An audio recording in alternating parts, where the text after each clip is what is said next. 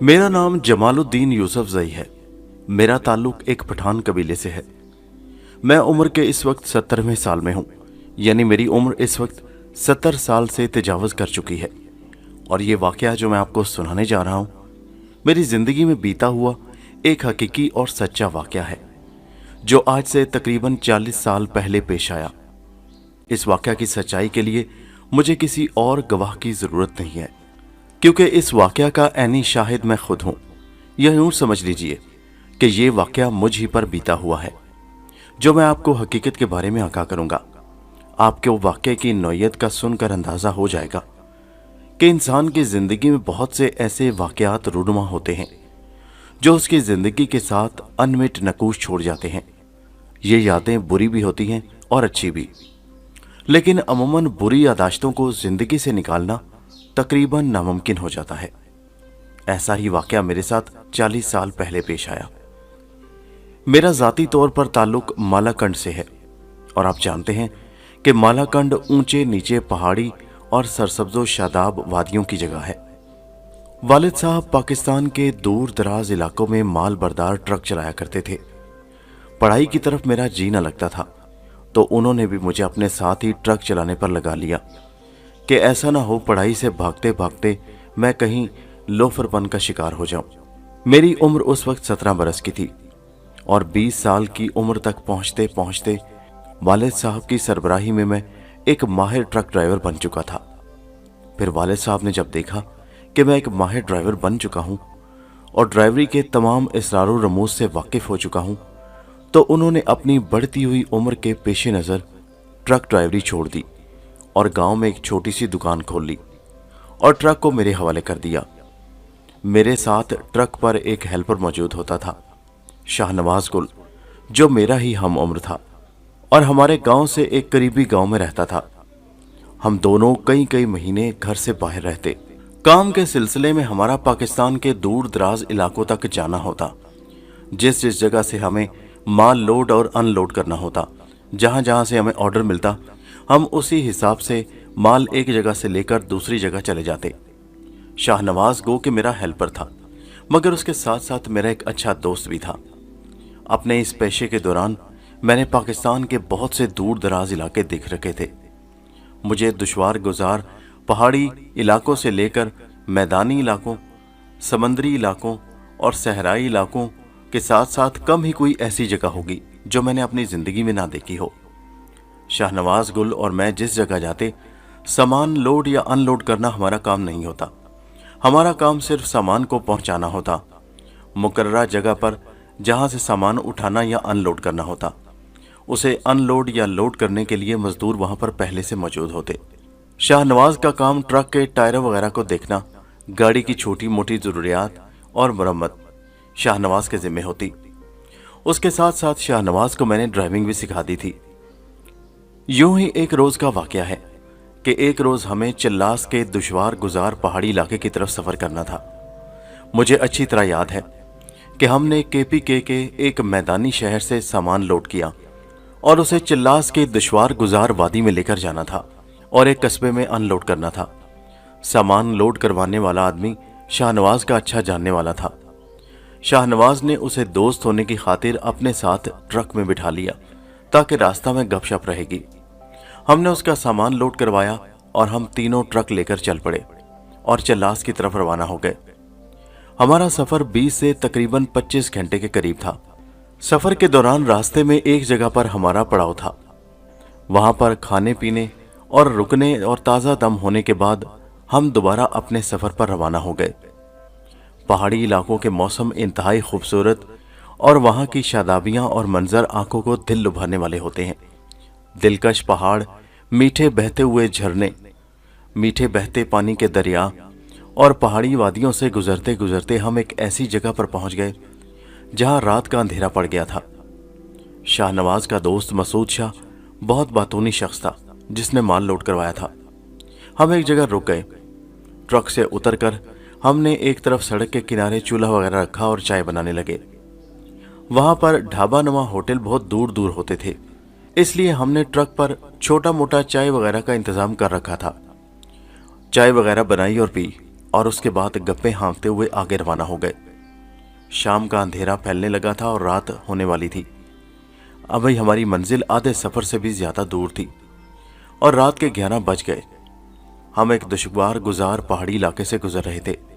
हर तरफ खामोशी छाई हुई थी, सन्नाटे और वीरानी का राज था।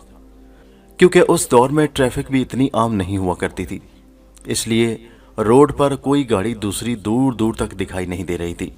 सर्दी का मौसम था और सर्दी भी बढ़ती जा रही थी, और वैसे भी पहाड़ी इलाकों की सर्दी बहुत शिद्दत वाली होती है। इसलिए ट्रक के कैबिन के दोनों तरफ की खिड़कियों को बंद किया गया था, शीशे भी ऊपर कर दिए गए थे। अचानक चलते चलते मुझे ऐसा महसूस हुआ जैसे मेरे साथ बैठे हुए मसूद शाह की तबीयत अचानक खराब होना शुरू हो गई। उसने जैसे अपने दिल पर हाथ रख लिया था। वो कहने लगा, मेरी तबीयत कुछ बेचैन हो रही है। मैं घबरा कर शाहनवाज की तरफ देखने लगा। शाहनवाज ने मुझे आंखों ही आंखों में इशारा किया और मैंने ट्रक एक तरफ करके रोक दिया। बाहर हौलनाक सन्नाटा और अंधेरा छाया हुआ था। शाहनवाज ने मसूद शाह की तरफ देखा और कहने लगा, नीचे उतरो और थोड़ी देर ताज़ा हवा में चलो फिरो। और फिर खुद उसने फौरन खिड़की खोली और नीचे कूद गया। उसके पीछे ही मसूद शाह भी नीचे उतरा। मैं भी ट्रक बंद करके नीचे उतर आया। बाहर ठंड बहुत ज्यादा थी और बाहर की सर्दी अंदर की सर्दी से भी ज्यादा नाकाबिले बर्दाश्त थी। मैंने शाहनवाज की तरफ देखकर कहा, मेरा ख्याल है यहाँ रुकना अक्लमंदी नहीं, बाहर ठंड बहुत ज्यादा है। हाँ, मुझे भी ऐसा ही लगता है, मगर मुझे लगता है कि कैबिन के अंदर इसकी तबीयत ज्यादा घबरा रही थी, शाहनवाज ने कहा। मसूद शाह को नीचे उतारने का भी कोई फायदा न हुआ। उसकी तबीयत न संभल रही थी। वो मुसलसल अपने सीने पर हाथ रखे ऊंचे ऊंचे सांस ले रहा था। हम लोग परेशानी के आलम में वहीं बैठ गए।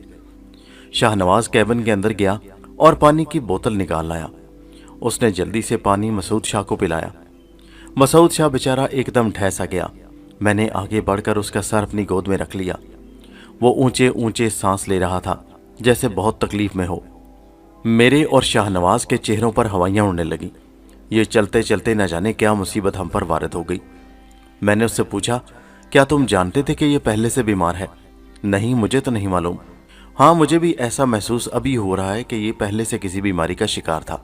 फिर मसूद शाह जैसे बेसुध सा होने लगा। उस पर जैसे बेहोशी सी तारी होने लगी। हमने उसका सीना वगैरह दबाया ताकि उसे होश में लाने की कोशिश की जा सके, मगर हमारी कोशिशें किसी भी तरह कारामद साबित नहीं हो रही थी। उसकी बेहोशी और गनुदगी बढ़ती जा रही थी। फिर उसे ठंडे पसीने आने शुरू हो गए। शाहनवाज, करीबी कस्बा तो यहाँ से बहुत दूर है, अब क्या किया जाए? आसपास तो कोई आबादी भी नहीं, ये तो सारा वीराना ही वीराना है।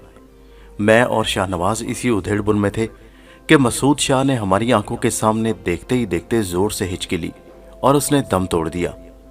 उस वक्त जो हालत मेरी और शाहनवाज की थी वो मैं बयान नहीं कर सकता। हमारी ये हालत थी कि कांटों तो बदन में लहू नहीं।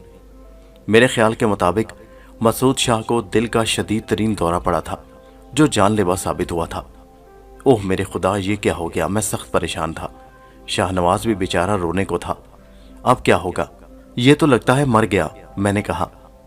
उसने बगौर उसकी तरफ देखते हुए कहा, क्या यह तस्दीक शुदा है कि इसकी वफात हो चुकी? उसने मेरी तरफ देखते हुए कहा, लगता तो ऐसा ही है।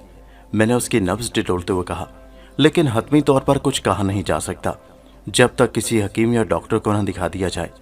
लेकिन ऐसा कैसे मुमकिन है? आसपास तो कोई आबादी नजर नहीं आती। डॉक्टर या हकीम यहाँ कहाँ से आ गया? इसे किसी करीबी आबादी लेकर चलना होगा। मगर सच्ची बात तो यह है कि हम दोनों उसके मुर्दा वजूद को उठाकर ट्रक के अंदर ले जाने से डर रहे थे। फिर ऐसा करो शाहनवाज कि तुम यहीं पर बैठकर इसका ध्यान रखो। मैं करीबी किसी डॉक्टर या हकीम को लेकर आता हूँ। अगर करीब कहीं कोई डॉक्टर या हकीम मिल जाए। मेरा दोस्त शाहनवाज मेरी बात सुनकर घबरा गया। मतलब मैं अकेला इसके पास? अरे घबराओ नहीं, मैं अभी आ जाऊंगा। मैं ज्यादा दूर नहीं जाऊंगा। देखता हूँ पास कोई ना कोई आबादी जरूर मिल जाएगी। तुम यहीं बैठे रहो। बड़ी मुश्किल से मैंने मसूद शाह को उसके मुर्दा जिस्म के पास बैठे रहने के लिए तैयार किया और खुद उठकर रोड के इधर उधर देखता हुआ आगे बढ़ने लगा। ऊंचे ऊंचे दरख्त, ऊपर से ठंडी बर्फानी रात। मैं लालटेन हाथ में लिए आगे बढ़ने लगा। काफी दूर आगे चलने के बाद मुझे कच्चे रास्ते सड़क से नीचे उतरकर अंधेरे में गुम होते दिखाई दिए। मुझे अंदाजा नहीं था कि वो रास्ते किधर जाते हैं, इसलिए मैंने उन रास्तों पर चलने से इज्तनाब किया। मुबादा मैं रास्ता भटक जाऊं और वापसी का रास्ता न मिले। میں کافی دیر تک آبادی کی تلاش میں رہا مگر مجھے کوئی آبادی نہ مل سکی۔ پیدل چلتے چلتے مجھے تقریباً 2 گھنٹے گزر گئے۔ جب آبادی کا کوئی سرا نہ ملا تو میں واپس ڈر کر بھاگا۔ جب میں گرتے پڑتے واپس ٹرک کے نزدیک پہنچا تو یہ دیکھ کر میرے اوسان خطا ہو گئے کہ میرا دوست شاہ نواز بھی بے سدھ پڑا ہوا تھا۔ اس کی حالت غیر ہو رہی تھی۔ میں فوراً اس کے قریب پہنچا اور اس کا سر اپنے گود میں لے لیا۔ وہ اٹک اٹک کر یہ الفاظ دہرا رہا تھا، یہ لاش مجھے مار ڈالے گی، مجھے بچاؤ۔ میں نے اس کا سر سہلاتے ہوئے کہا، کیا ہوا شاہ نواز، خیریت تو ہے؟ میں سخت گھبرایا ہوا تھا۔ وہ لاش وہ مجھے مار ڈالے گی۔ وہ لاش کی طرف دیکھتے ہوئے اٹک اٹک کر بولا، یہ ابھی اٹھ کر بیٹھ گئی تھی۔ کیا کہا تم نے؟ یہ اٹھ کر بیٹھ گئی تھی؟ میں حیرانی سے مسعود شاہ کی لاش کی طرف دیکھنے لگا۔ لاش اسی طرح بے سدھ پڑی ہوئی تھی اور اس کی ادھ کھلی آنکھیں بے نور تھی۔ یہ تو مر چکا ہے شاہ نواز، یہ کیسے اٹھ سکتا ہے؟ میں نے کہا۔ نہیں، یہ مجھے مار ڈالے گی۔ وہ خوفزدہ انداز میں ہذیانی کیفیت میں یہی بولے چلا جا رہا تھا۔ مجھے لگتا تھا وہ اکیلا لاش کے پاس بیٹھے بیٹھے سخت خوف کی کیفیت کا شکار ہو گیا تھا۔ یہ تم کیا کہہ رہے ہو شاہ نواز، کبھی لاش بھی بیٹھ سکتی ہے؟ ہاں بیٹھ سکتی ہے، اس نے بمشکل کہا، اور پھر اس کا سر ایک طرف لڑک گیا۔ میں نے حیرانی سے اس کی طرف دیکھا تو یہ دیکھ کر میری آنکھوں کے سامنے جیسے اندھیرا سا چھانے لگا۔ شاہ نواز بھی مر چکا تھا۔ او میرے خدا، یہ کیا ہو گیا؟ میرے سامنے پہلے صرف مسعود شاہ کی لاش تھی، مگر اب ایک نہیں بلکہ 2 لاشیں تھیں۔ اب شاہ نواز کی لاش بھی میری آنکھوں کے سامنے پڑی تھی۔ اس کا سر میری گود میں تھا اور اس کی آنکھیں بے جان ہو چکی تھی۔ میرے خدا، یہ کیا مصیبت پڑ گئی؟ اب ایک نہیں 2 لاشیں میرے سامنے تھیں، اور میں اس ویران سناٹے میں اونچے اونچے درختوں کے جھنڈ کے درمیان خاموش اور ویران سڑک پر بیٹھا ان 2 لاشوں کے درمیان اکیلا بے بسی کی تصویر بنا ہوا تھا۔ یا میرے خدا، اب میں کیا کروں؟ اچانک بہادر ہونے کے باوجود مجھے خوف محسوس ہونا شروع ہو گیا۔ شاہ نواز کے آخری الفاظ بار بار میرے کانوں سے ٹکراتے، وہ لاش اٹھ کر بیٹھ گئی ہے، اور میں بے اختیار مسعود شاہ کی لاش کو غور سے دیکھنے لگا۔ لاش اس ویرانے میں پڑی بہت ڈراؤنی معلوم ہو رہی تھی، اور واقعی ایسا محسوس ہوتا تھا کہ جیسے ابھی وہ اٹھ کر بیٹھ جائے گی۔ مسعود شاہ کی اکڑی ہوئی لاش عجیب خوفناک منظر پیش کر رہی تھی۔ میں کتنی دیر ادھر بیٹھا رہا اور سوچ میں گم تھا کہ مجھے کیا کرنا چاہیے۔ آخر مجھے خیال آیا کہ ایسا نہ ہو کہ میرا حشر بھی ان دونوں جیسا ہو۔ مجھے فوراً یہاں سے نکلنا چاہیے اور کسی قریبی قصبے میں جا کر لوگوں کی مدد حاصل کرنا چاہیے۔ ان لاشوں کو سڑک سے ہٹا کر میں نے ایک طرف ڈال دیا اور خود ٹرک میں سوار ہوا اور ٹرک آگے بڑھا دیا۔ مجھے اچھی طرح یاد ہے، پیچھے 2 گھنٹے کے سفر میں مجھے کوئی قصبہ یا گاؤں دیہات نظر نہیں آیا تھا، اور اسی طرح مزید آگے 1 گھنٹہ چلنے تک مجھے کچھ دکھائی نہ دیا۔ 1 گھنٹے کے بعد ایک چھوٹی سی آبادی کے آثار دکھائی دیے۔ میں نے اپنا ٹرک ایک سائٹ پر روکا اور گرتا پڑتا ان لوگوں کی طرف بڑھا جو سائڈ میں ایک چھوٹے سے ڈھابے پر بیٹھے ہوئے کچھ کھانے پینے میں مصروف تھے۔ صبح ہونے میں ابھی تھوڑی ہی دیر باقی تھی۔ لوگوں نے مجھے حواس باختہ دیکھا تو مجھے بٹھایا، پانی پلایا، میری اس حالت کی وجہ پوچھی تو میں نے انہیں سارا ماجرا سنا دیا۔ ڈھابے کے مالک نے گاؤں کے 1-2 لوگوں کو میرے ساتھ ٹرک پر روانہ کیا۔ ہم واپس اسی جگہ پہنچے جہاں وہ دونوں لاشیں پڑی تھیں۔ ان کو اٹھا کر ٹرک میں ڈالا گیا اور انہیں لے کر ہمیں اسی آبادی میں پہنچے۔ ان دونوں کی موت کی تصدیق ہو چکی تھی۔ پتہ چلا کہ مسعود شاہ تو اپنی بیماری کے باعث چل پسا۔ اسے شدید دل کا دورہ پڑا تھا جو جان لیوا ثابت ہوا، اور شاہ نواز جو بیچارہ اس لاش کے پاس اکیلا بیٹھا تھا اسی کے خوف سے مر گیا تھا۔ نہ جانے اس نے لاش کو اٹھ کر بیٹھے دیکھا تھا یا کس وجہ سے اس پر اتنی دہشت طاری ہو گئی کہ وہ خوف سے ہی مر گیا۔ ایک گاڑی میں دونوں کی لاشیں ڈال کر ان کے ورثاء کے حوالے کر دی گئیں، اور میں مایوس دل کے ساتھ آگے روانہ ہوا۔ میرے دل کی کیا کیفیت تھی میں بتا نہیں سکتا۔ سامان ان لوڈ کرنے کے بعد میں پہلی فرصت میں اپنے دوستوں کے لواحقین کے پاس پہنچا اور ان کو تمام واقعات من و ان اسی طرح سنا دیے جس طرح وہ پیش آئے تھے۔ پتہ چلا کہ مسعود شاہ واقعی دل کی بیماری کا شکار تھا، جبکہ شاہ نواز کی موت لاش کے پاس اکیلے بیٹھے ہونے کی وجہ سے دہشت کا شکار ہو کر ہو گئی تھی۔ مگر مجھے شاہ نواز کے آخری الفاظ اب بھی یاد ہیں کہ اس نے لاش کو اٹھتے بیٹھتے دیکھا تھا۔ نہ جانے کیا اس نے دیکھا تھا کہ وہ بھی بیچارہ ڈر کے مارے وہیں مر گیا۔